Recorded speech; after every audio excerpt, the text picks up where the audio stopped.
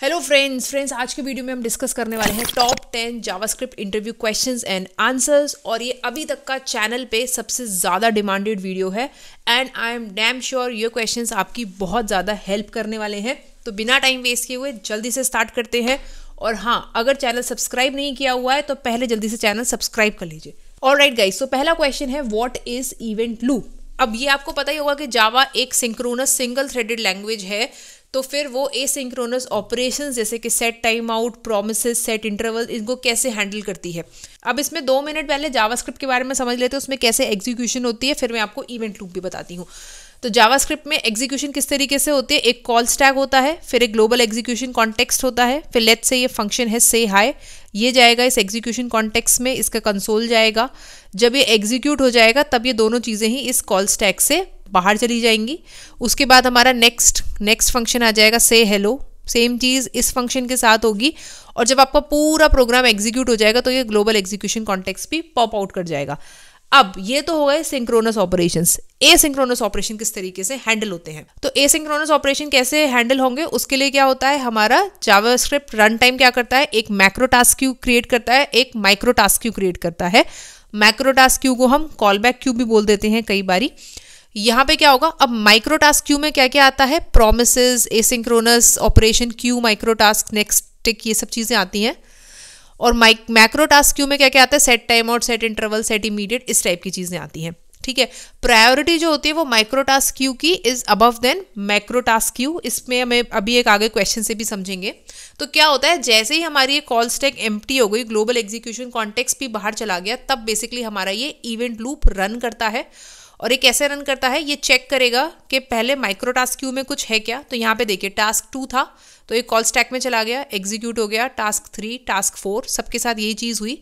फिर ये macro task Q को चेक करना स्टार्ट करेगा कि क्या इसमें कोई टास्क है जो कि लाइंड अप है, तो ये टास्क 5 और ये टास्क 6 भी हमारा इवेंचुअली एग्जीक्यूट हो गया। ऑलराइट, और अगर आपको इस प्रोसेस के बारे में और भी बहुत डिटेल में जानना है तो मैंने एक सेपरेट वीडियो क्रिएट करा हुआ है, आप चाहो तो वो वीडियो जाके चेक कर लेना, लिंक आपको डिस्क्रिप्शन में मिल जाएगा। नेक्स्ट क्वेश्चन की तरफ बढ़ते हैं। Next question is difference between map and for each. तो ये मैप और फॉर ईच एरे फंक्शंस होते हैं। यहाँ पे क्या होता है, जैसे अगर आप मैप का कोड कुछ इस तरीके से होगा, अगर आपको नंबर्स को डबल करना है तो यहाँ पे नंबर पे हम मैप फंक्शन रन करेंगे, इंटू 2 करेंगे और ये डबल हमारा रिटर्न हो गया यहाँ पे, जिसमें वैल्यू अपग्रेड हो गई। और फॉर ईच में क्या होता है, देखो मैप में बेसिकली क्या होता है, इस एरे पे अगर आप मैप चलाओगे तो ये ऑटोमेटिकली आपको एक दूसरा एरे रिटर्न करेगा जो कि सेम साइज का ही होगा। ऑलराइट, तो यहाँ से इसने एक एरे रिटर्न करा और इसको हमने डबल में स्टोर कर लिया और ये हमारा आउटपुट आ गया। फॉर ईच के केस में क्या होगा, फॉर ईच के केस में ये हमें कुछ भी रिटर्न नहीं करता है। तो उसके लिए हमें क्या करना पड़ा, इस सेम सिचुएशन के लिए कि हमने ऑपरेशन तो एग्जीक्यूट करा बट हमें एक दूसरे एम्प्टी एरे में उस सबको पुश करना पड़ा। ठीक है, तो यही डिफरेंस होता है मैप और फॉर ईच में। फॉर ईच में आप सिर्फ अगर आपको एरे के एलिमेंट्स पे कुछ करना है तो वो कुछ ऑपरेशन परफॉर्म करना है तो वो आप फॉर ईच में कर सकते हो।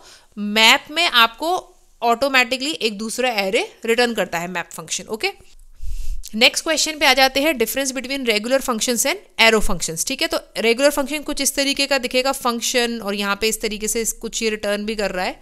एरो फंक्शन में क्या होता है, ये एक शॉर्टर सिंटेक्स होता है और यहाँ पे ये इस तरीके से आप ये एरो बना सकते हो और आपको रिटर्न लिखने की भी जरूरत नहीं है, बिकॉज इस एरो का मतलब ही है कि कुछ ना कुछ आपको रिटर्न कर रहा है।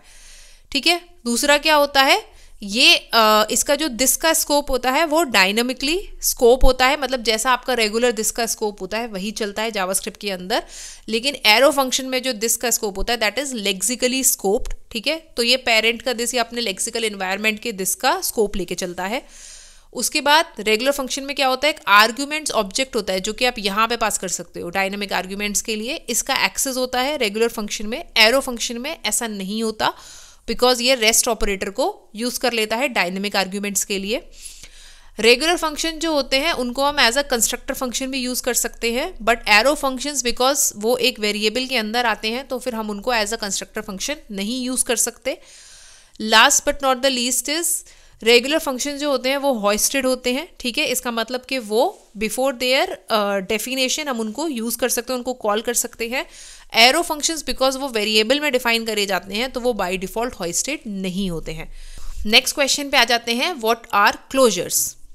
तो यहाँ पे MDN वेब डॉक्स पे अगर आप देखोगे तो यहाँ पे डेफिनेशन लिखी हुई है, closure is a combination of function bundled together with reference to its surrounding the lexical environment. मतलब एक फंक्शन जो कि अपने लेक्सिकल एनवायरमेंट के स्कोप को लेके चल रहा है, उसी को हम एक क्लोजर फंक्शन बोलते हैं।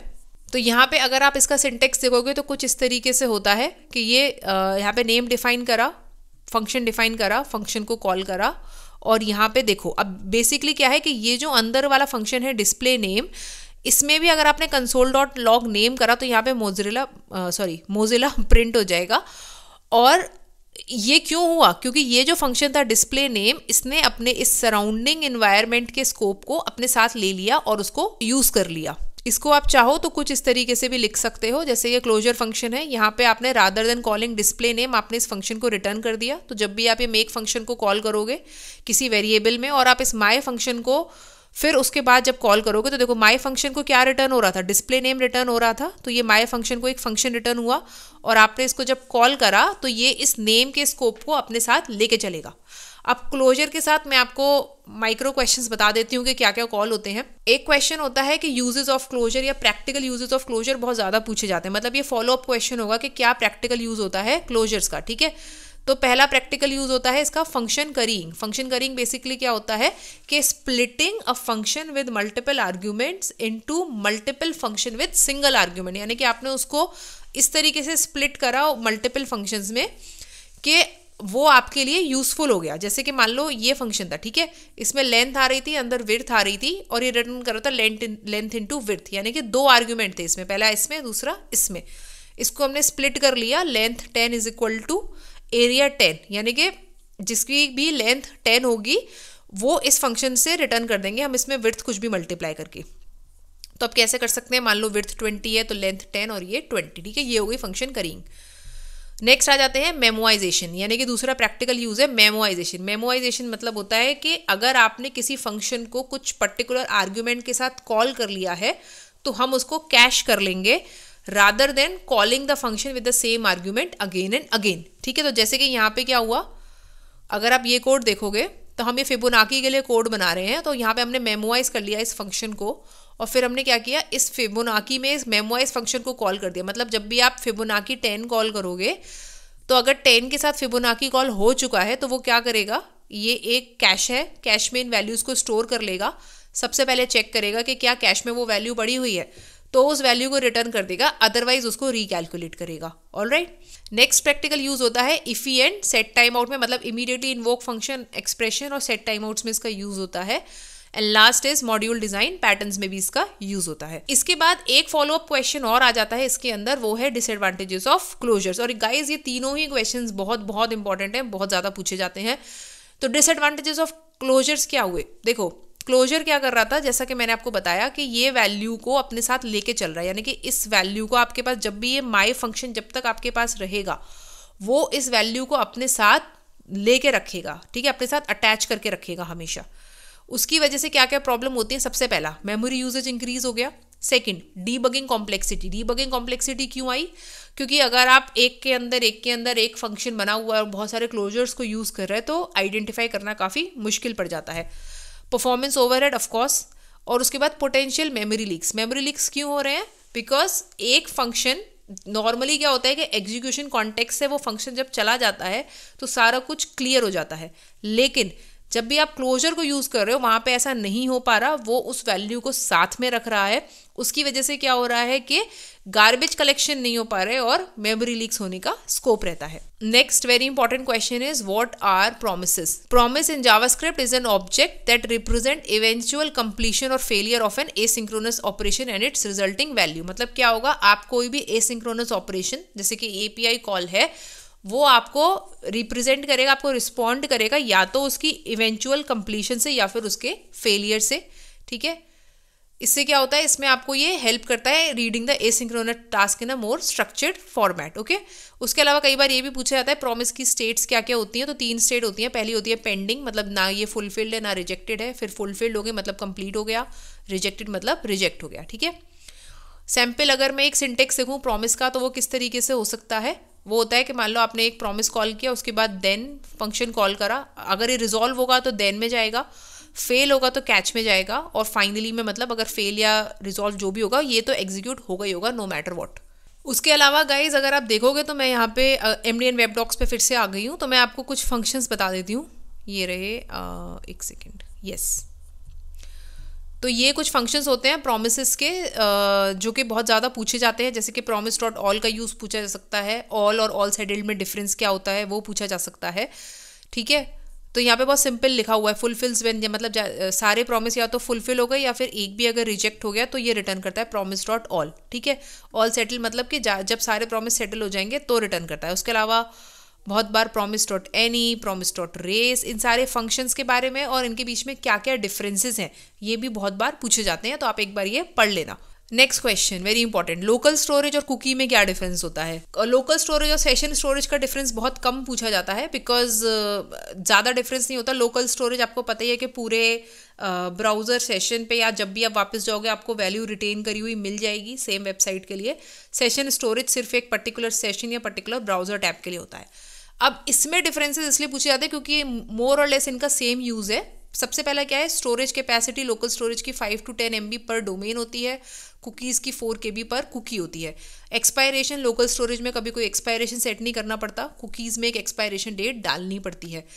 तो ऐसा बोल देते हैं कि लोकल स्टोरेज कभी एक्सपायर नहीं होता, कुकी एक्सपायर हो जाती है, लेकिन कुकी में भी कई बार लोग बहुत आगे की 9999 करके डेट ऐसे डाल देते हैं तो कभी एक्सपायर नहीं होती, but still we have to specify an expiration date in a cookie. Data accessibility इसमें कैसी होती है, मतलब क्लाइंट साइड पे यूज़ हो सकता है, ये सबसे इंपॉर्टेंट डिफरेंस है। कुकी जो होता है वो क्लाइंट और सर्वर साइड दोनों पे एक्सेसिबल होता है, मतलब आपने कोई वैल्यू ब्राउज़र से उठा के स्टोर करी तो वो सर्वर को भी एक्सेसिबल होगी, लेकिन लोकल स्टोरेज में करी तो server can not access it. तो अगर ये यूज़ केस है तो definitely go for a cookie. Next question, difference between var, let and const. तो स्कोपिंग में देख लेते हैं, वेरिएबल जो होते हैं वो फंक्शनल स्कोप होते हैं, लेट और कॉन्स्ट जो होते हैं they are block scoped, okay. Redeclaration, इसका मतलब क्या होता है कि वेर जो होता है वो रीडिक्लेयर हो जाता है सेम स्कोप में, लेकिन जो लेट और कॉन्स्ट है वो रीडिक्लेयर नहीं हो सकते। यहाँ पे हम रीडिक्लेरेशन की बात कर रहे हैं, री असाइनमेंट की बात नहीं कर रहे हैं। तो ये चीज़ मैं अगर आपको यहाँ पे शो करना चाहूँ तो इसका मतलब ये है कि अगर मैं करती हूँ let A is equal to 10 और फिर से मैंने कर दिया let A is equal to 10, ठीक है, ये सेम स्कोप है।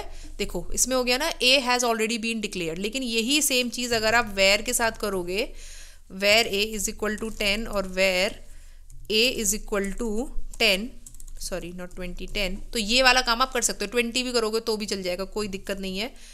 120 भी कर दिया तो, लेकिन यही सेम चीज़ अगर आप लेट में करने जाओगे तब भी आपको एरर थ्रो कर देगा, क्योंकि वो बोलेगा कि एक बार इसको आप डिक्लेयर कर चुके हो, ठीक है। सेकेंड होता है री असाइनमेंट। री असाइनमेंट वही हो गया कि आपने var A is equal to 10 कर दिया, फिर ए इज इक्वल टू 20 कर दिया, तो वो अलाउड। लेकिन जो कॉन्स्ट होता है उसका आपको पता ही है कि वो तो कॉन्स्टेंट वैल्यू होती है, तो उसमें री असाइनमेंट अलाउड नहीं होता है।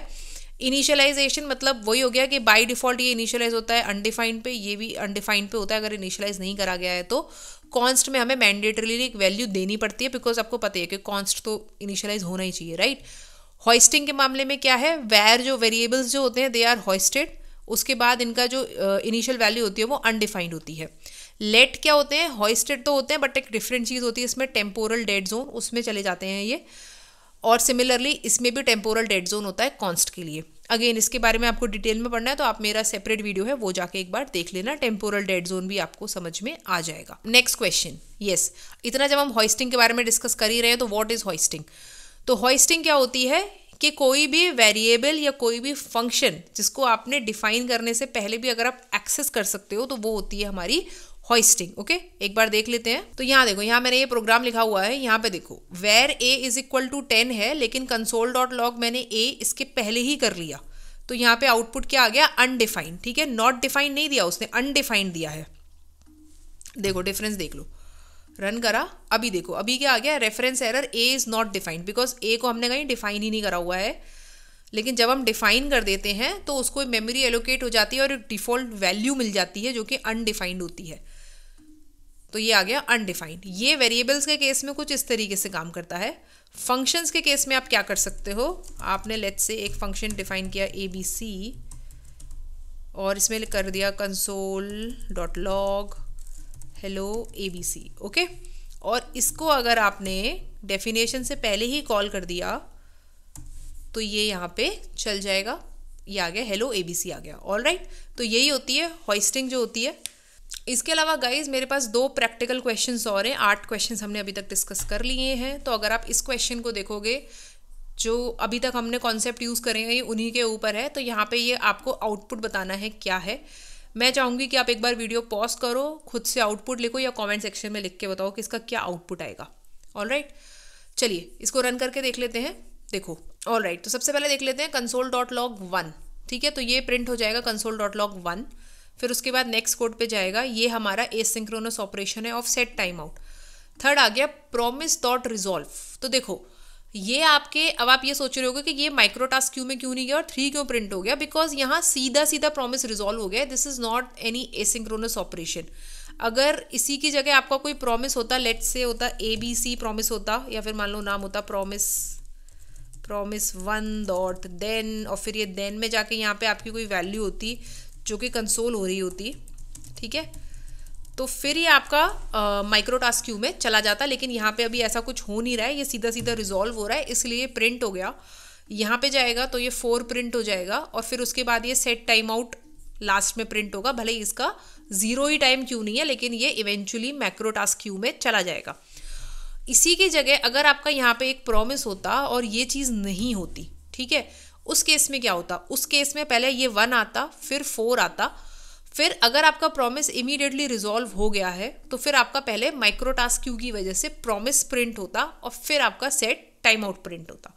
ऑल राइट, अच्छा एक चीज़ और याद रखना, ज़रूरी नहीं है कि अब प्रॉमिस लिखा है तो पहले प्रॉमिस ही चलेगा। आप अज्यूम करो, ठीक है, आप अज्यूम करो कि एक API कॉल है जो कि 1 सेकेंड में रिस्पॉन्स रिटर्न कर रही है, और आपका एक सेट टाइम आउट है जो कि 100 मिली सेकेंड पे या 500 मिली सेकेंड पे लगा हुआ है। तो वहाँ पे क्या होगा, आप इमेजिन करना, आपकी कॉल स्टैक पूरी एम्प्टी हो गई, कुछ भी नहीं है वहाँ पे करने के लिए, लेकिन सेट टाइम आउट जो है वो पहले आ गया मैक्रो टास्क क्यू में। इवेंट लूप ने चेक करा, ओके मैक्रो टास्क क्यू में कुछ पड़ा हुआ है, तो पहले वो एग्जीक्यूट होगा, और जो प्रॉमिस है वो बाद में आएगा, बिकॉज वो 1 सेकेंड के बाद आ रहा है, वो उसके बाद एग्जीक्यूट होगा। ओके, ऐसा भी हो सकता है। हाँ, ऐसा सिनेरियो भी आ सकता है कि क्या होगा कि आपका कोड ही इतना लंबा है कि पूरी आपकी फाइल का कोड ही एग्जीक्यूट होने में 1 सेकेंड लग गया या 2 सेकेंड लग गए।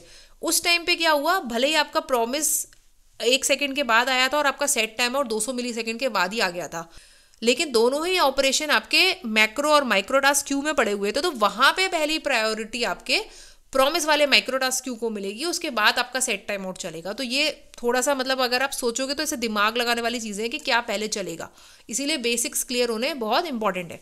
ओके, एक और क्वेश्चन है मेरे पास कोडिंग बेस्ड, ये होस्टिंग से रिलेटेड क्वेश्चन है, तो ये देख लेते हैं। अगेन गाइज मैं सजेस्ट करूंगी कि आप इसके आउटपुट को कमेंट सेक्शन में बताइए, क्यों आया वो भी बताइए, आपको बहुत मजा आएगा। चलिए तो अब देख लेते हैं क्या क्या चल रहा है। तो देखो फंक्शन 2 सबसे पहले कॉल हो रहा है, रन कर लेते हैं पहले क्या आ रहा है, आपके आउटपुट से मैच ना करे तो बताना, ठीक है। अभी देखो फंक्शन 2 पहले चल गया, फंक्शन 2 में क्या हुआ, सीधा सीधा console.log हो रही है फंक्शन 2, तो वो आ गया। सेकंड आ गया x को कंसोल करना है। अब देखो यहाँ पे वही होस्टिंग हुई, उसकी वजह से x क्या हुआ, वो अनडिफाइंड आ गया। अभी यहाँ पे देखो y को लॉक करने की कोशिश करी, बट अब इसमें मैंने आपको बताया था ना, होस्टिंग तो होती है पर टेम्पोरल डेड जोन में चला जाता है। तो यहाँ क्या आ गया कि not x is y before initialization, और उसके बाद ये फंक्शन 1 जो है ये एग्जीक्यूट नहीं हो पाया क्योंकि रेफरेंस एरर आ गई, ठीक है। इसी को अगर मैं यहाँ से मूव कर दूँ तो नीचे देखते हैं क्या होता है। रन किया, अभी देखो यहाँ पे फिर से क्या आ गया, फंक्शन 1 को हमने कॉल करने की कोशिश की, लेकिन यहाँ पे भी सेम इश्यू आ गया, can not access function 1 before initialization. तो यहाँ पे क्या प्रॉब्लम हो गई, मैंने बोला था ना एरो फंक्शन जो होते हैं वो होस्टेड नहीं होते हैं, उसकी वजह से ये नहीं चला। ओके, तो गाइज बस यही था आज के वीडियो के बारे में। होपफुली आपके कॉन्सेप्ट्स क्लियर हो गए होंगे और आपका एक क्विक रिवीजन हो गया होगा अपने इंटरव्यूज़ के लिए। अगर आपके काम आए तो प्लीज़ लिंक्डइन पे जाके एक शाउट आउट ज़रूर देना। वीडियो पसंद आया तो प्लीज़ लाइक कीजिए, कमेंट कीजिए, चैनल को सब्सक्राइब कीजिए। Till then see you in the next video, bye bye.